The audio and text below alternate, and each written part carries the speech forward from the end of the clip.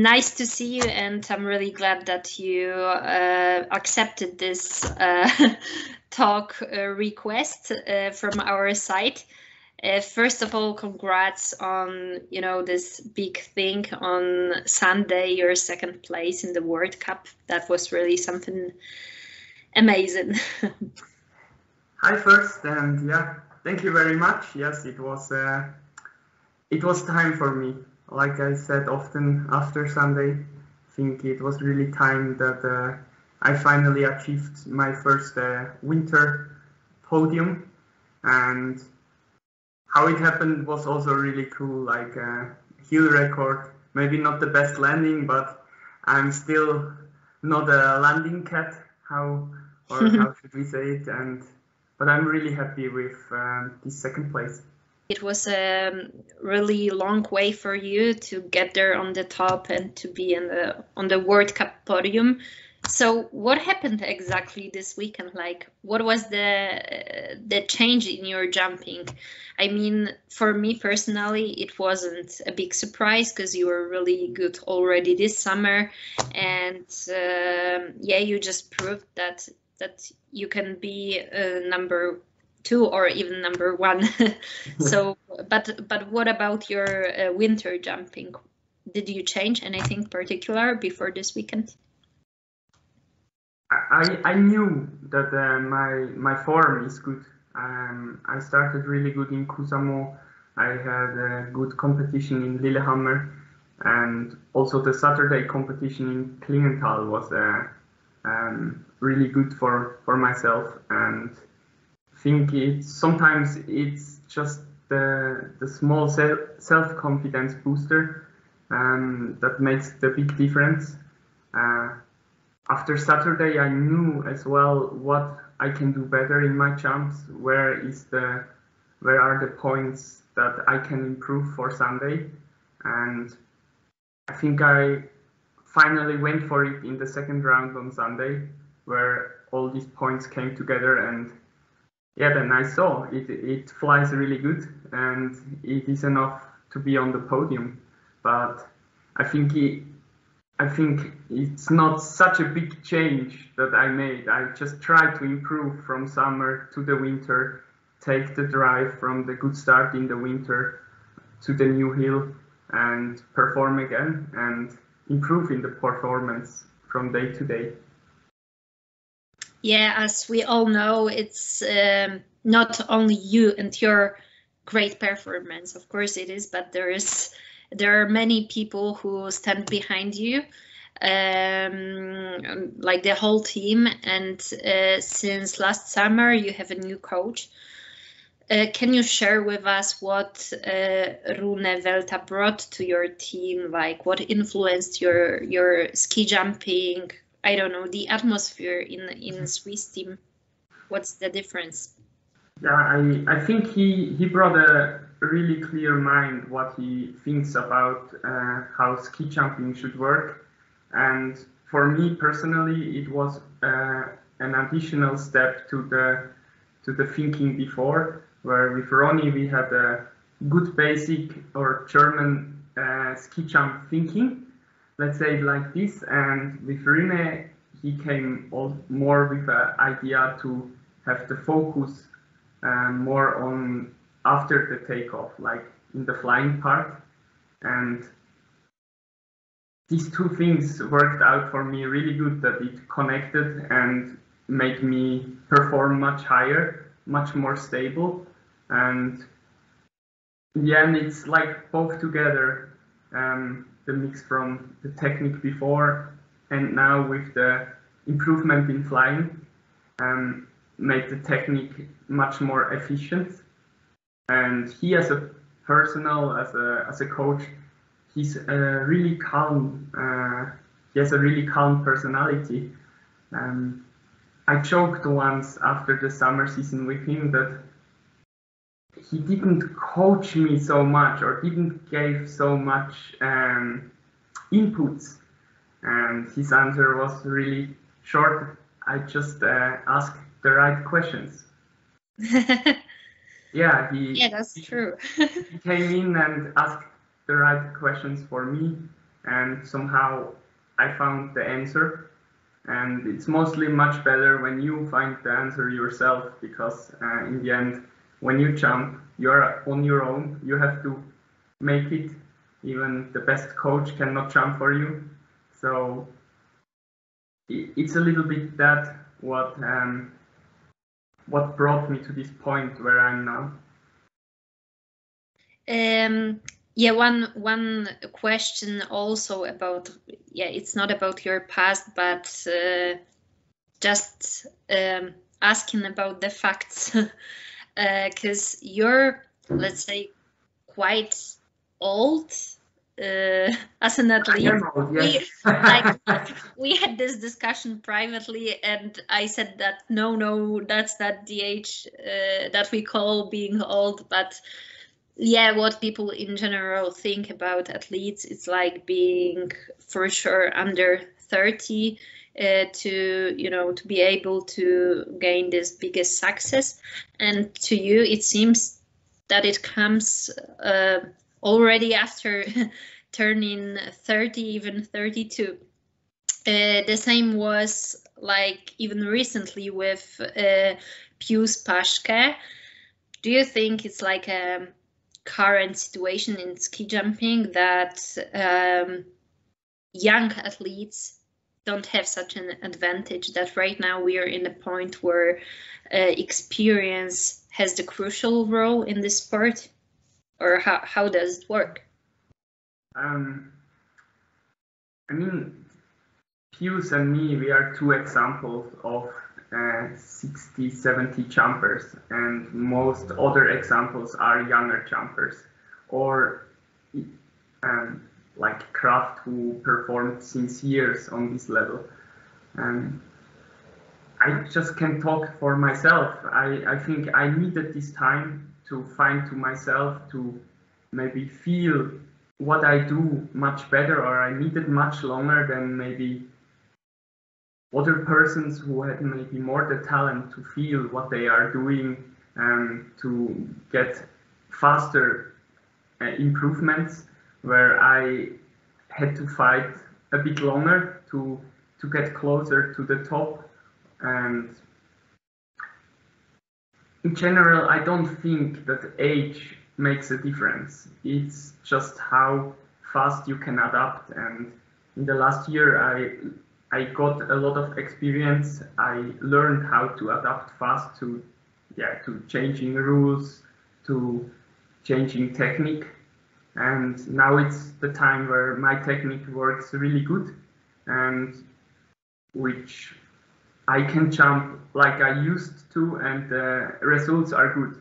Before I also jumped like I used to, but the results were somewhere far further behind. But in this year, I really feel that what I do works on top level, and then the self-confidence comes.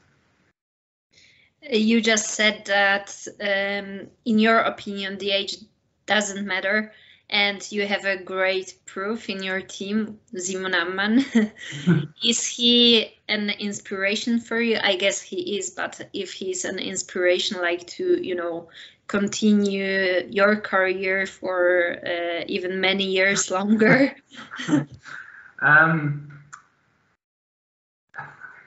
I would not say that my inspiration is to jump 10 more years. I think he was on his highest level, let's say between 27 and maybe 32, 35. So I still think that ski jumping between maybe 22 and 35 is still the prime for sports. Mm-hmm. But I don't think that when you are over 35, the due date is there and you have to quit, or you cannot make it anymore onto the podium. It's just how are you mentally prepared, how good can you work, and also how fast you can adapt. This is every year it starts somehow with new rules or with changing environments. and you have to adapt every time. And I think when you are younger, it's mostly easier to adapt than when you are older. But if you have the spirit for it, then, like I said before, the age is just a number then. Okay. After this second place in Klingenthal, did you, let's say, revise your goals for this season? Like, did you think, okay, I'm so good, so maybe right now I can think about ski flying championships and how to gain a title there?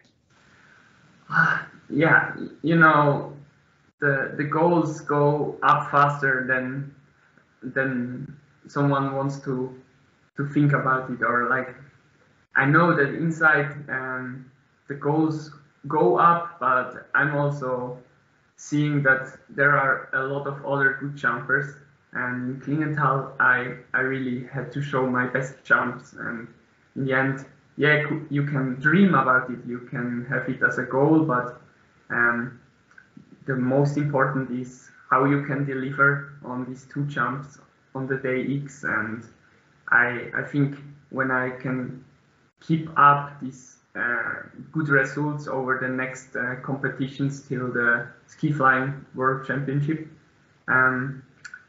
yeah, I can dream. I can start to dream to fight for a podium, but it's every day's work. Every competition starts from zero, and I hope I can travel to Kulm with a lot of self-confidence because of good results before, and then I try to attack there like on the competitions before.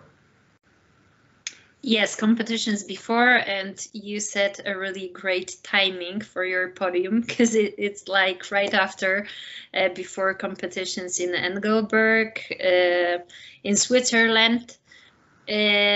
I guess that maybe it works that more Swiss people come there to watch the competition live, as they already had a Swiss guy on the podium this season. Mm-hmm. What's your feeling like? What was the reaction when you came back to the country? Did you feel some more interest from people on the street, from media and so on? Yeah, you know, Einsiedeln is a small town, so somehow everybody knows everybody, and yeah, it was interesting that a lot of strangers, when they saw me, that they said like a nice job on the weekend. So from the media, it was a bit more people who wanted to know about my experience this weekend. Family especially. I have a big family, so maybe the half stand is already full of them. No. Like I said, I think it's really important for the Swiss ski jumping that we have success before Engelberg.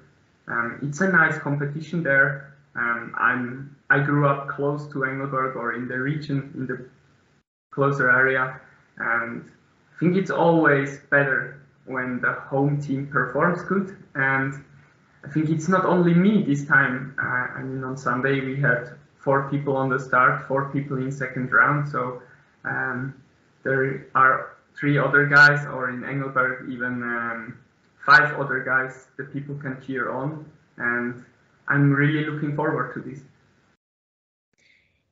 Yes, you said that it would be really good for Swiss ski jumping if it gets more interest from the audience, from sportsmen.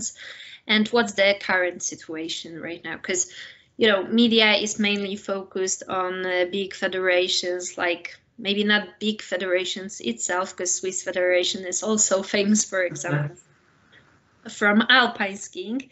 But I mean, like, just countries who are, who has big teams in ski jumping and used to have great results during last years.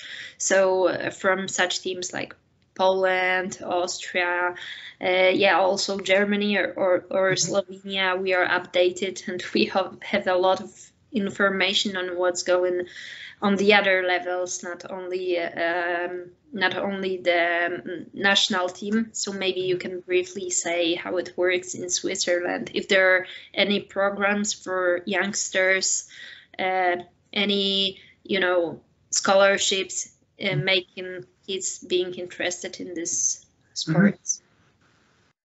I think we have we worked really hard, or the federation worked really hard last year to have more professional support for the younger athletes, mostly to the Alpen Cup, which is the fourth series from ski jumping. And I think we made there a big step. We have a new centrum where most of the ski jumping talents go to, which is in Engelberg. I know that there is no ski jumping here for the summer training, but they have their really good structure. Also a lot of coaches which look after them. And yeah, I know that maybe not directly the next top jumper will come from there, but I see a lot of youngsters which perform really well in Alpen Cup or FIS Cup.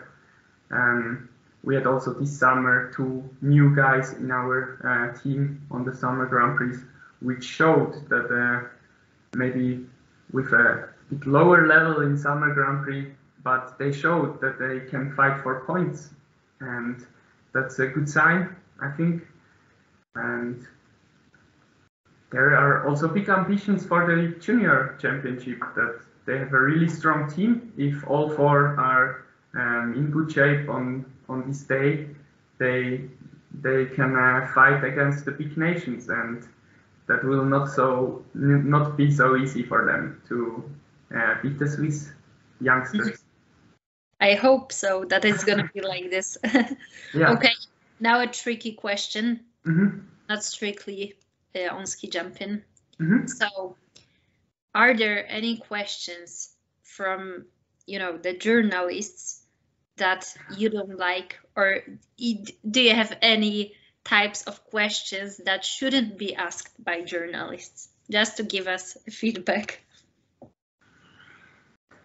There is this saying, there are no stupid questions, only stupid answers. But sometimes, if the question has some quality in it, I think you can ask every question. Like, if there is something behind which is not only asked to hurt you, or has a really mean background, I think there are no bad questions. I also don't remember that a journalist asked me some once questions which I was like, why you ask me, or why you should ask me this. There is always the rule that you can say, I don't want to answer on this, and then they have to accept it. Yeah, I just wanted to ask you, because it happens sometimes that, an athlete comes to you, especially, let's say, the guys you talk the most with. I don't mean myself, but my colleagues have this situation that there are some questions that you should avoid. That's why I wanted to ask you if you have any. Like maybe I said, you didn't have such experience. when someone doesn't want to talk about his personal life besides ski jumping, you have to accept it. I mean, like, maybe some people just don't want to have such questions, but as long as it is inside what someone can accept when it is written out and everyone knows about it, then I think there shouldn't be a problem. Yeah, I agree. Okay, one more thing. So that was about the journalists, and now, as we all know, Christmas is coming. It's gonna be here soon. Great. And is there anything we should? Yeah, you have a Christmas tree, right? I still don't have it. is there anything that you would like us to wish you for upcoming Christmas and New Year's? Any special wishes? For myself, it's always hard when I get asked what I want for Christmas. It's one of the hardest questions someone can ask me, because me as a person, when I want something, I buy it. And if I cannot buy it now, then I work towards it. But mostly when there is Christmas, I have it already, or I forgot what I wanted. So, so materialistically spoken, there are no wishes in my head which I want.